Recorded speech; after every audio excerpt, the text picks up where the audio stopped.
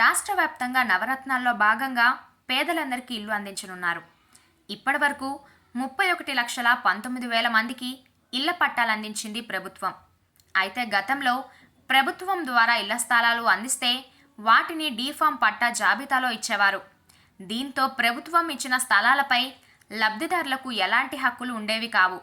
కానీ దేశంలోనే మొదటిసారిగా పేదలకు ఇచ్చిన ఇళ్ల స్థలాలపై వారికి సర్వ హక్కులు కల్పించేలా చట్ట సవరణ చేసింది వైఎస్ఆర్ కాంగ్రెస్ ప్రభుత్వం. దీనికోసం మహిళలకు ఇచ్చిన పట్టాలను రిజిస్ట్రేషన్ చేయిస్తుంది. ఇవాల్టి నుంచి గ్రామ వార్డు సచివాలయాల్లో ట్రయల్ రిజిస్ట్రేషన్లు ప్రారంభమయ్యాయి. ఈ నెల 29 నుంచి పూర్తి స్థాయిలో రిజిస్ట్రేషన్లు జరగనున్నాయి. రిజిస్ట్రేషన్ల కొరకు గ్రామ వార్డు సచివాలయాలనే రిజిస్టర్ కార్యాలయాలుగా నోటిఫై చేస్తూ ప్రభుత్వం ఇప్పటికే ఏర్పాట్లు చేసింది. రిజిస్ట్రేషన్ల శాఖ కూడా దీనికోసం ప్రత్యేక సాఫ్ట్వేర్ను రూపొందించింది. లబ్ధిదారులకు సచివాలయాల్లోనే రిజిస్ట్రేషన్ పూర్తి చేసి కన్వీనియన్స్ డీడ్స్ ఇవ్వనున్నారు.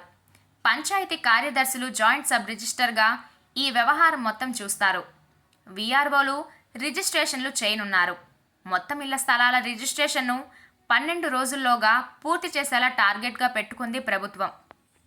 ఇలా రిజిస్ట్రేషన్ పూర్తయిన స్థలాలకు 10 ఏళ్ల తర్వాత వాటిపై లబ్ధిదారులకు పూర్తి హక్కులు రానున్నాయి. ఇప్పుడిచ్చే కన్వీనియన్స్ డీడ్స్ 10 ఏళ్ల తర్వాత సేల్ డీడ్లుగా మారతాయి. మొత్తం 31.19 లక్షల ఇళ్ల స్థలాల రిజిస్ట్రేషన్లు, ఇళ్ల నిర్మాణం ద్వారా 17,000కు పైగా జగనన్న కాలనీలుగా మారనున్నాయి.